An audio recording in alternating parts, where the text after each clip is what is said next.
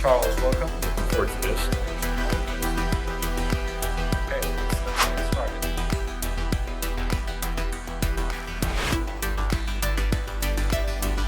We're here with Professor Charles Engel, joining us from the University of Wisconsin-Madison.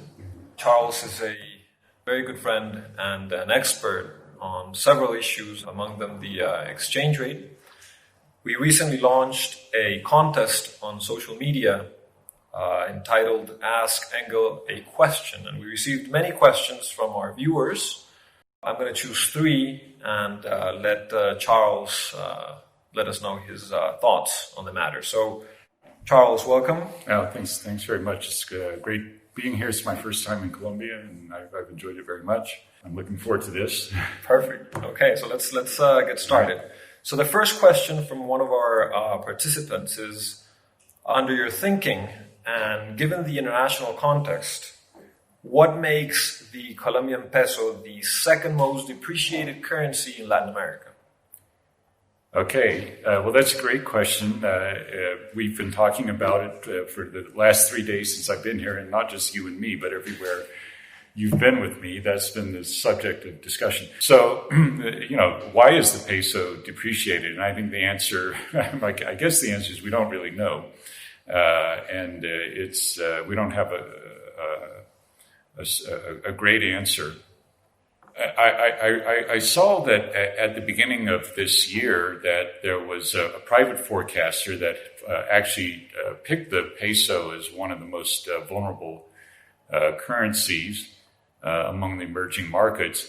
But it seemed like it was based on a pretty shallow analysis. It was based on the fact that the inflation was higher in Colombia than many of the other countries in the region. Although, inflation is not very high in Colombia. It seems pretty under control, but slightly above the target. And the fact that the current account deficit relative to GDP was fairly large.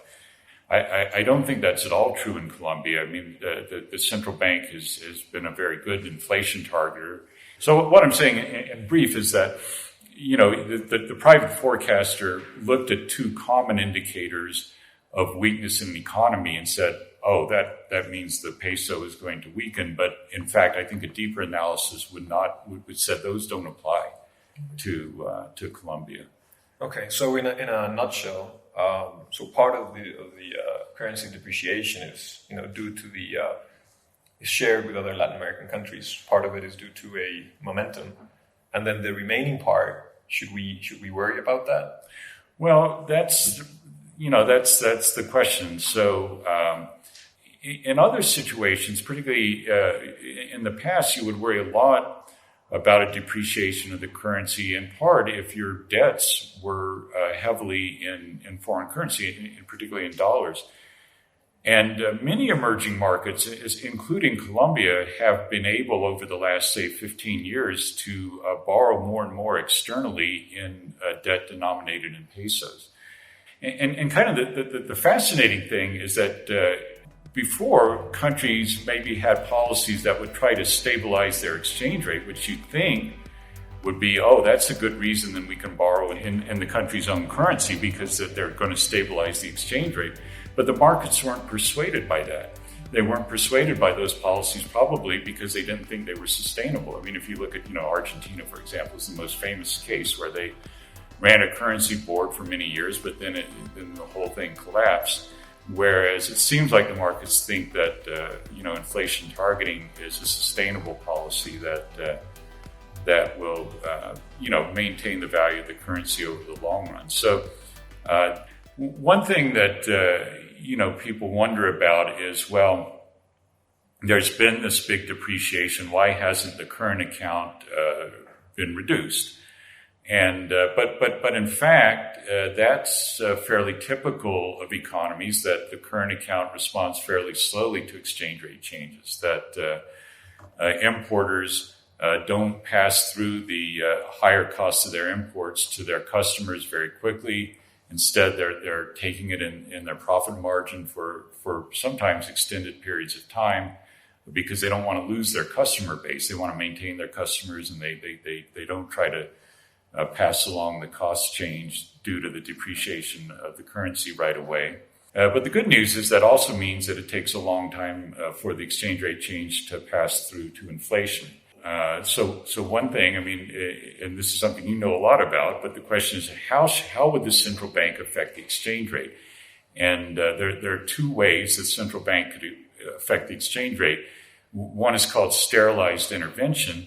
And I would describe sterilized intervention simply as the central bank intervening in foreign exchange markets. In this case, they would be trying to sell dollars and buy pesos, but without changing monetary policy, keeping monetary policy focused on inflation targeting.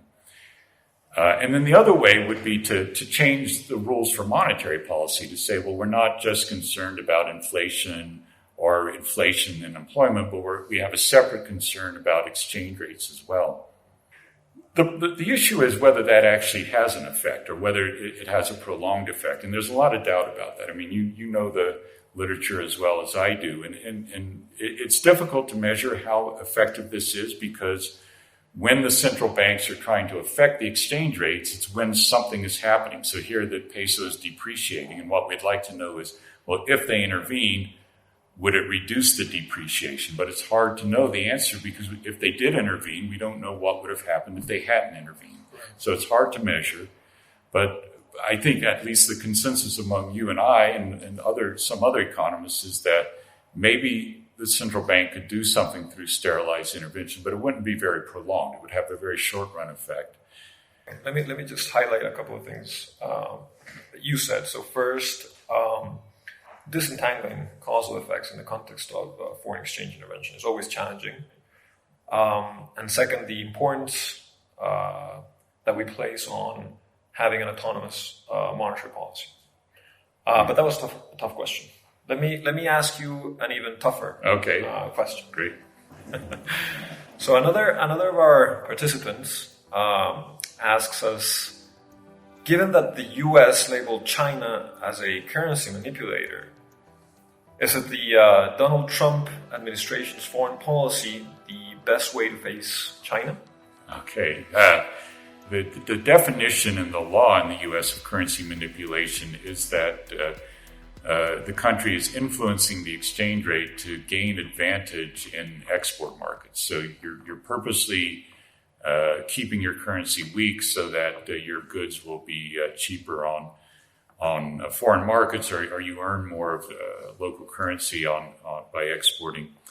And I think by that criterion, I don't think China has ever manipulated the currency. But my sense is that even though there have been times when the renminbi has been weak, too weak, that hasn't been the objective of China is to weaken the renminbi in order to improve their export performance. And one of the important things is that during the 1997-98 Asian crisis, when many of their competitors in Asia had huge devaluations of their currency, which hurt the competitive position of China, China did not devalue. They kept their exchange rate fixed at the previous rate.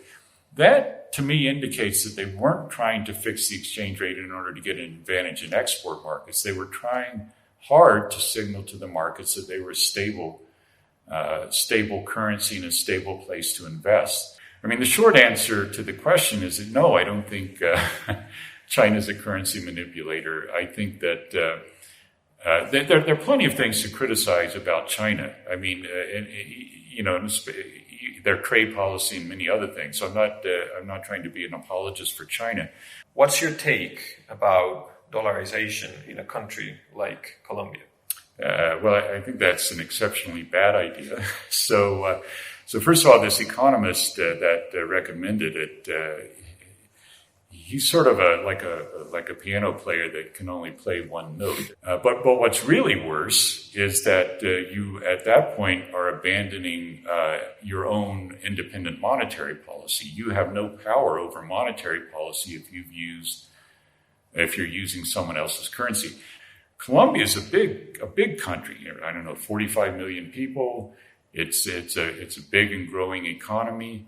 It's not perfectly synced with the U.S. Its sources of a comparative advantage are very different from the U.S. It needs its own separate monetary policy, and therefore it needs its own currency. Charles, thank you so much for reaching out to our viewers. Thank you so much for being here. It's been a pleasure. And thanks to our viewers. Yeah, thank you.